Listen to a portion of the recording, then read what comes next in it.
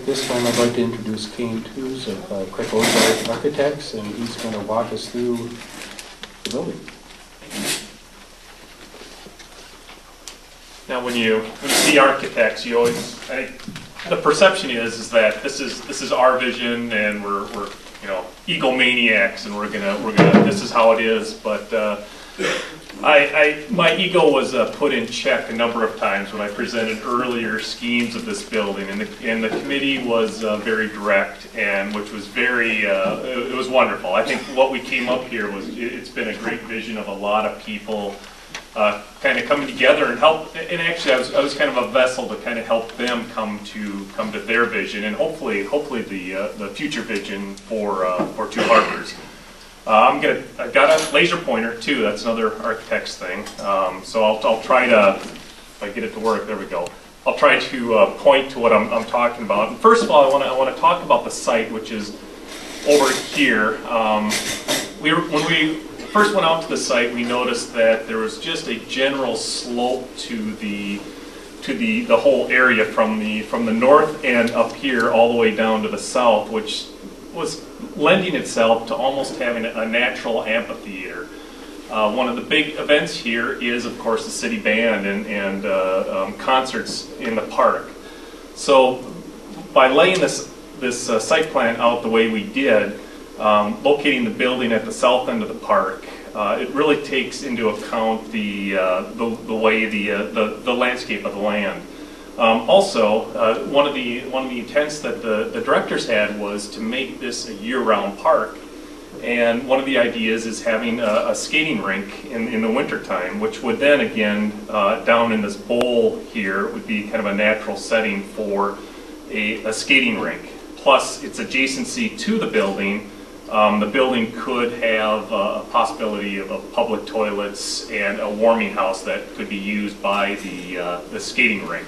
Again, to try to have the building a year-round, give a year-round use to the building and to the park itself. So one of the other amenities to this park, playground, not adjacent to the building, but it's set back a little bit.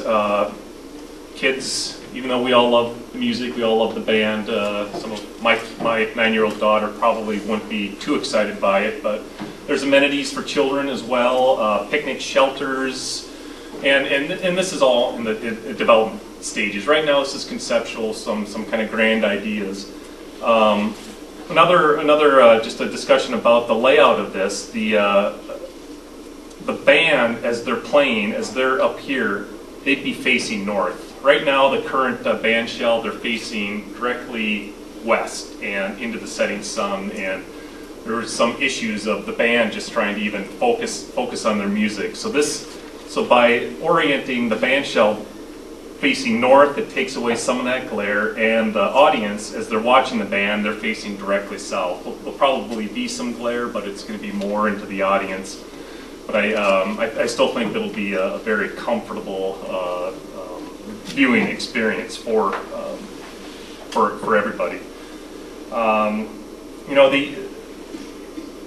One of the ideas is making it year-round, and it's I think what Al was talking about earlier was a park in the past was wonderful and was well used, and some of the ideas are having art fairs, and I don't know, do you have movies in the park here now? Yeah, keeping those traditions and just getting it used, really creating a civic center to Two Harbors. I mean, you've got down here you do have your civic center, so there is a natural attachment to the civic center of Two Harbors.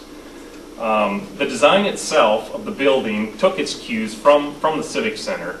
We didn't want to copy it. I still like a modern sensibility, but we did borrow some ideas. The colonnades that do exist in the your existing civic center. We're using a lot of the cornice and the trim around here, which is again a reflection of the civic center, but yet it tends to tie in the entire building. I still think it does have somewhat of a modern sensibility, but yet it really is, it really ties into the civic sense, and even looking at the color of brick, and it extends that one block of your civic center down a whole nother block, and it's really, this park is supposed to be a civic center, and I think it's a really good connection with what you have and what the future could hold. And then the windows, just you know, again, conceptually, you know, try to keep in the character with the building. You know, materials, you know, at this point we don't know. You know, it'd be nice to have brick, but the windows could range anywhere from aluminum windows to wood windows. But these are details that will work out as the design progresses. One of the nice amenities that are to this building is that the grade, you access the back of the building at grade, and the main entrance will be to the west side of the building. But everything, it's all one floor. There's no level changes. To get down into the audience area, we'll have sidewalks that connect the audience area up with the building. So we're taking care of ADA accessibility issues. The interior of the building reflects just basically a very simple function. Here on the west side, we're proposing to have the main entrance, the main vestibule, and off of that main vestibule we'll have public toilets as well as a warming house or a waiting room, depending on the season. This could have multiple use space. But what's nice about this is that this whole area could be open for events, for skating, for band events. The rest of the building can be locked down. So it's really, this is the public area of the building, and this gets into more of a sub-public, private areas. And we're thinking about how do you secure this building, and yet how do you keep it open and available to the public. The main space here is the rehearsal space. I think that Larry was talking about earlier. Just there's that lack of rehearsal space. But again, how can this be used? What are some of the other functions that this could be used? And that's kind of wide open. Some ideas are having receptions, meetings, smaller art shows, smaller music events could all happen in here. And then a lot of this other space would just be support space of we've got some storage rooms, we've got some uniform storage. An office. Larry was talking about the music, and where do you keep the music, and there could be space in this office that music could be kept and well preserved.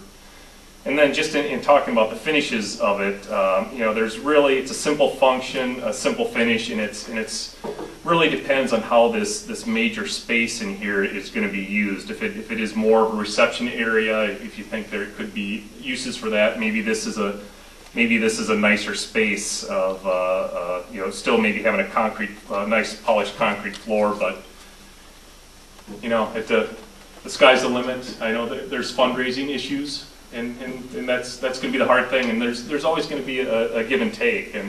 But I think this is just a great start, a great image, and just something that would add a lot to harbors.